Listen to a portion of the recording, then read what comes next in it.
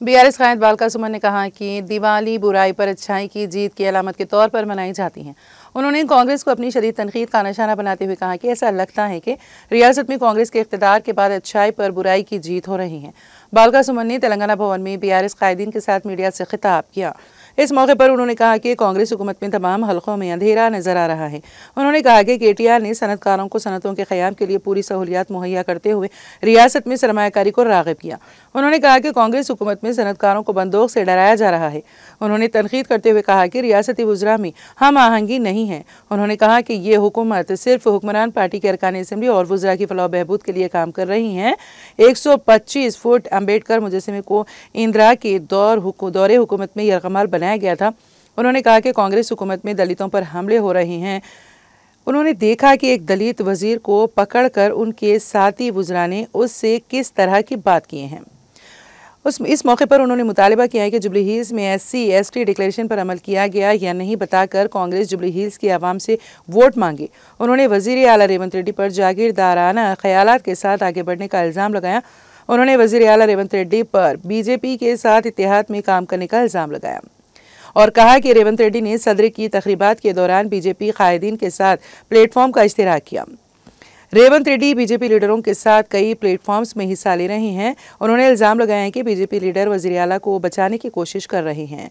Jubilee hills के लोग वज़ीर आला रेवंत रेड्डी की तरफ से BRS से मुताल्लिक़ फैलाई जा रही गलत मालूमात पर यकीन नहीं करते। इस मौके पर BRSP के सदर गेल्लू श्रीनिवास यादव, कॉरपोरेशन के साबिक़ चेयरमैन गुज्जेला नागेश और दीगर मौजूद थे।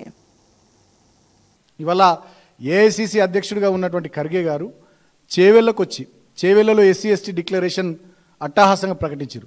ఇవాళ నేను అడుగుతా ఉన్న ఈ రాష్ట్ర ప్రభుత్వాన్ని, మీకు దమ్ముంటే, మీకు నిజాయితీ ఉంటే, మీ లోపల చిత్తశుద్ధి ఉంటే ఈ చేవెళ్ల SC/ST డిక్లరేషన్కి సంబంధించి దీంట్లో ఏం అమలు చేసిరో మీరు బయట పెట్టాలి. ఇవాళ జూబ్లీ హిల్స్ ఎన్నికలకు పోతున్నారు కదా, మీరంతా మంత్రులు, కార్పొరేషన్ చైర్మన్లు, ఎమ్మెల్యేలు, ఎంపీలు అందరూ తిరుగుతున్నారు కదా. జూబ్లీ హిల్స్లో ఉన్నటువంటి దళితుల దగ్గరకు పోయి ఈ చేవెళ్ల SC/ST డిక్లరేషన్ SC/STల దగ్గరకు పోయి ఇది చూపెట్టి దీంట్లో మేము ఇది అమలు చేస్తామని చెప్పే దమ్ము ఇవాళ మీకుందా అని నేను అడుగుతా ఉన్నా. మీకు నిజంగా దమ్ముంటే ఒక శ్వేతపత్రం విడుదల చేయరు. చేవెళ్ల SC/ST డిక్లరేషన్కి సంబంధించి మీరు ఏమేమి ఇంప్లిమెంట్ చేసిరో దమ్ముంటే జూబ్లీ హిల్స్ ఉప ఎన్నికల్లో దళితులు, గిరిజనుల ఓట్లు అడిగే ముందు మీరు శ్వేతపత్రం విడుదల చేయాలని నేను ఈ రాష్ట్ర ప్రభుత్వాన్ని డిమాండ్ చేస్తూ ఉన్నా. ఏం చెప్పారు మీరు ఆనాడు? కేసీఆర్ గారు దళిత బంధు కింద కేవలం 10 లక్షలే ఇస్తుండు, మేము అధికారంలోకి వస్తే అంబేద్కర్ అభయహస్తం కింద SC/ST కుటుంబాలకు 12 లక్షలు ఇస్తాం ఒక్కొక్క కుటుంబానికి అన్నారు. 23 నెల మీరు ఇప్పుడు అధికారంలోకి వచ్చి ఈ రాష్ట్రంలో ఏ ఒక్క SC/ST కుటుంబానికన్నా 12 లక్షల రూపాయలు ఇచ్చిర్రా ముఖ్యమంత్రి గారు? చెప్పాలి కాంగ్రెస్ ప్రభుత్వ పెద్దలు, డిప్యూటీ సీఎం గారు. అదేవిధంగా SC/STలకు రిజర్వేషన్స్, SCలకు 18%, STలకు 12% పెంచుతామని మాటిచ్చారు. 23 నెలలైంది, ఎందుకు చేస్తలేరు? తర్వాత ఇందిరమ్మ పక్కా ఇళ్ల పథకం, ఇల్లు లేని ప్రతి SC/ST కుటుంబానికి ఇంటి స్థలంతో పాటు ఇంటి నిర్మాణానికి 6 లక్షల రూపాయలు అందజేస్తామన్నారు.